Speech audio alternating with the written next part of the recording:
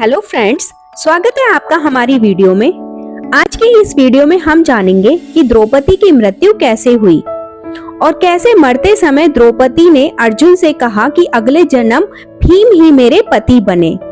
तो आइए जानते हैं। पांचों भाइयों में द्रौपदी से सर्वाधिक प्रेम भीम को था। यही कारण है कि भरी सभा में द्रौपदी के वस्त्र हरण के बाद भीमसेन ने दुर्योधन की जंघा तोड़ने और दुशासन की छाती फाड़कर रक्त पीने की सौगंध ली थी। और ये तो सभी जानते हैं कि द्रौपदी से अर्जुन का विवाह स्वयंवर में मिली जीत का परिणाम था। लेकिन द्रौपदी का विवाह पांचों पांडवों से मां कुंती के दिए गए आदेश के चलते हुआ था। फिर भी द्रौपदी ने पांचों भाइयों के साथ पत्नी का धर्म निभाया था। द्रौपदी के अपमान के चलते छिड़े महाभारत को दुर्योधन के वध के बाद जीतकर पांडव खुश तो थे, लेकिन सर्वाधिक खुशी भीम को थी। ऐसा इसीलिए क्योंकि पांचों पांडवों में भीम को द्रौपदी से सबसे ज्यादा प्रेम था। यही कारण था कि भरी सभा में द्रौपदी के वस्त्र हरण के बाद भीमसेन ने दुर्योधन की जंघा तोड़ने और दुशासन की छाती फाड़कर रक्त पीने की सौगंध ली थी। अपनी सौगंध पूरी कर पत्नी के अपमान का बदला लेने के चलते भीमसेन द्रौपदी के और भी प्रिय हो गए थे।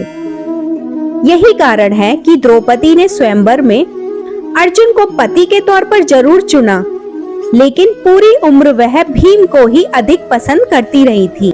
अंत समय में भी उन्होंने अर्जुन के बजाय भीम को ही अगले जन्म में अपने पति के तौर पर प्राप्त करने की इच्छा जताई। पांचों पांडव जब स्वर्ग की कठिन यात्रा कर रहे थे तो सभी चाहते थे कि हम सशरीर स्वर्ग पहुंचे। महाभारत कथा के अनुसार पांचों पांडव, द्रौपदी और एक कुत्ता आगे चलने लगे। बद्रीनाथ से आगे बढ़ने पर सरस्वती नदी पार करने में द्रौपदी असहाय हो गई, तो भीम ने बड़ी सी शिला उठाकर बीच नदी में फेंक दिया। इस पर चलकर द्रौपदी सरस्वती नदी पार कर सकी। कहा जाता है कि उत्तराखंड के इस माड़ा गांव में आज भी सरस्वती के उद्गम पर यह चट्टान दिखती है। इसे अब भीम पुल कहा जाता है। वहीं आगे बढ़कर फिर द्रौपदी लड़खड़ाकर गिरने लगी, तो भीम का सहारा लेकर चलने लगी, लेकिन ज्यादा दूर नहीं चल पाई और फिर गिरने लगी। ऐसे में फिर भीम ने उन्हें संभाला। तब द्रौपदी ने कहा कि सभी भाइयों में भीम ने ही मुझे सबसे ज्यादा प्यार किया है और मैं भी उन्हें सबसे ज्यादा प्रेम करती हूँ।